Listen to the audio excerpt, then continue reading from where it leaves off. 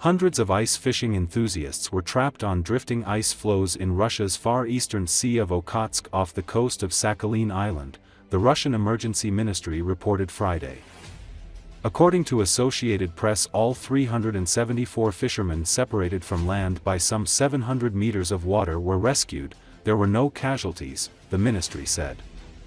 Local fishermen regularly find themselves on broken-off ice floes.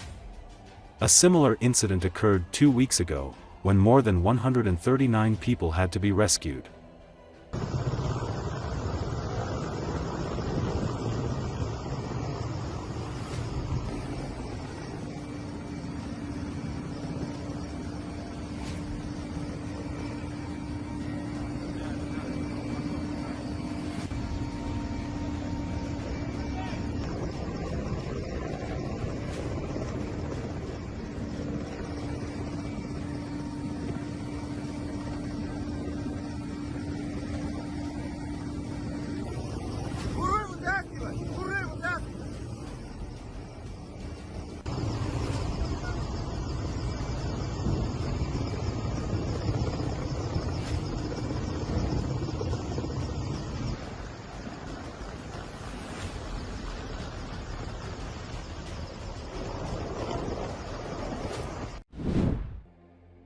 Diplomats from Russia and the United States will meet in Istanbul on Thursday to discuss the operation of their respective embassies in Moscow and Washington, the Russian presidential spokesman said.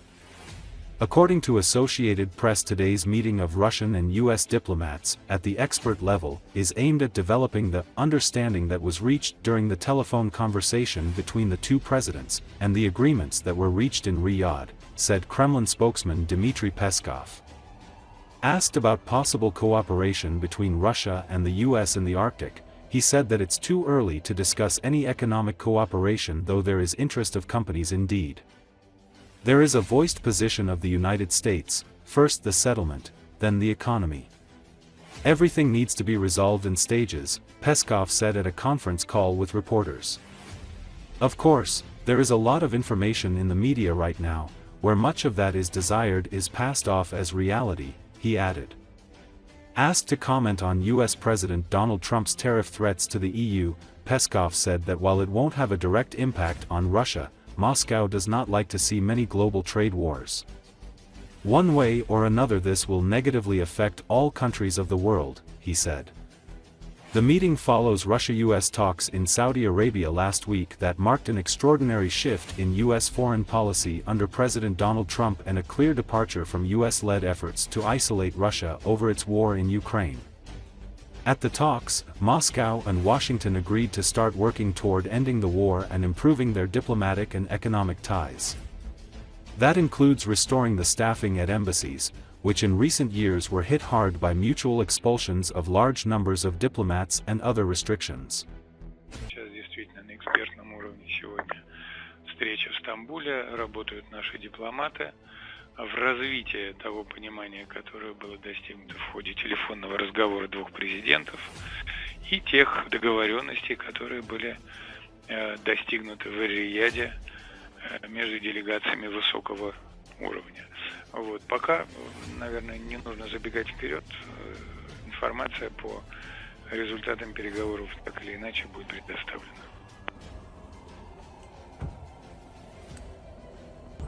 Мне кажется, когда... Не, я снимаю с рукой.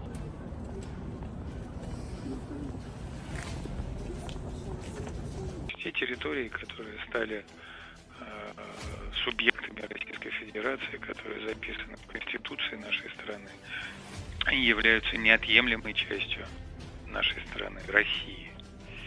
Вот. Это абсолютно неоспоримый факт и необсуждаемый факт.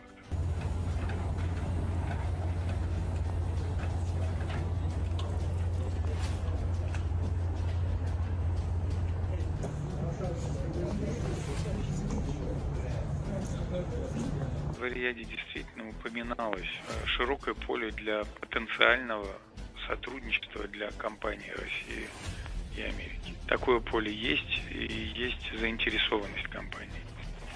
Но предметно пока никаких разговоров на этот счет нет.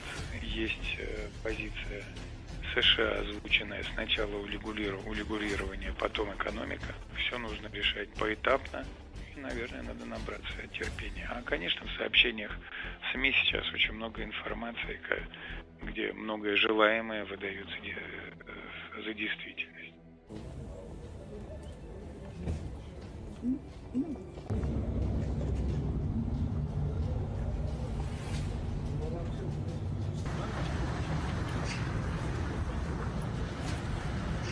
У нас маленький товарооборот США, я бы сказал, такой минимально возможный товар, поэтому мы непосредственно какие-то тарифы или пошлины оказать влияние на нас негативного не могут.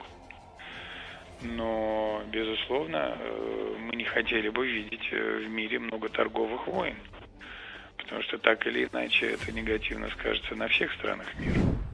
The Ukrainian army has struck Russian army positions in the Bryansk region of Russia with a drone using a Fab-250 air bomb. The footage was filmed and shared by the Russian military. As can be seen from the footage, a large aircraft type E-300 Enterprise drone approaches the position of Russian soldiers in the late hours and strikes. Although soldiers of the mobile group of the Russian army's air defense troops tried to shoot down the drone with small arms, they were unable to do so. The drone, which performed its combat mission, was able to return to the position of the Ukrainian army. It should be noted that the Ukrainian army has been using domestically produced drones that can carry Fab-250 bombs for some time now. These drones are mainly used to strike Russian territory.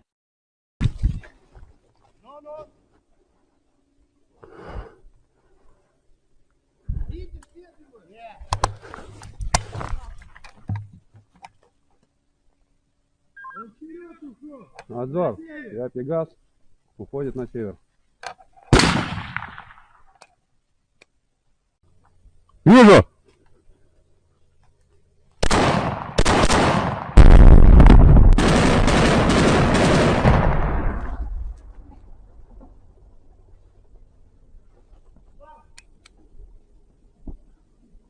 Уходит!